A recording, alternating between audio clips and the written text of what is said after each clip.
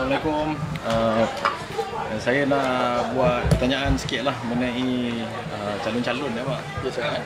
So setakat ni kita bagi Don Cepaka, kita masih menunggu calon-calon lagi. Ya, masih berdebar-debar lagi. Berdebar-debar lagi. Ada yang tak menentu pun menunggu bakal menjadi calon. So jadi kita tak nak komen pasal siapa calon ya. Okey. Tapi calon yang bersifat macam mana yang abang rasa patut kita ada di Don Cepaka ni? Okey, kita semua penduduk-penduduk di kawasan Don Cepaka ni memerlukan satu pemimpin yang betul-betul berjiwa rakyat lah, yang mudah dijumpai, yang orang kata apabila dengar aduan dia tidak masuk kanan keluar kiri, dia masuk, dia proses baru dia action. Jadi saya rasa calon-calon yang berkelayakan yang mesti ada sifat-sifat begitulah. Setakat ni di Don Cepaka, YB Iskandar adalah wakil rakyat bagi di Don Cepaka. Setakat ni apa pendapat abang tentang perkhidmatan YB Iskandar yang diberikan setakat ni? Pada saya YB Iskandar ni macam biasalah.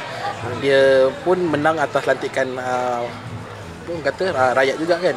Tapi pada saya dia ni lebih kepada program-program dia lebih pada program menempel lah. Program menempel, mana dia tidak buat program yang betul-betul dia sendirilah. Jadi dia walaupun dia sebagai wakil rakyat, jadi dia sibuk dengan tugas esko, jadi rakyat memang susah sikit agak susah sikit nak berjumpa dengan dia. Terutamanya di kawasan Cepaka, terutama kawasan dia lah. Don Cepaka lah. So, jadi adakah perlu kita maintain dengan dia lagi sekiranya dia bertanding ataupun tidak? Oh, pada saya tak perlulah kot. Tak perlu ya? Tak perlulah kot sebab rakyat tak berminat yang sebegitu kata. So ada yang mengatakan YB Iskandar ni sekiranya bertanding lagi sekali, so bukan sebarang orang yang layak bertanding dengan YB Iskandar ni. So jadi rasa-rasa di Don Cepaka ni, siapa yang rasa-rasa yang dalam abang tahulah yang layak bertanding?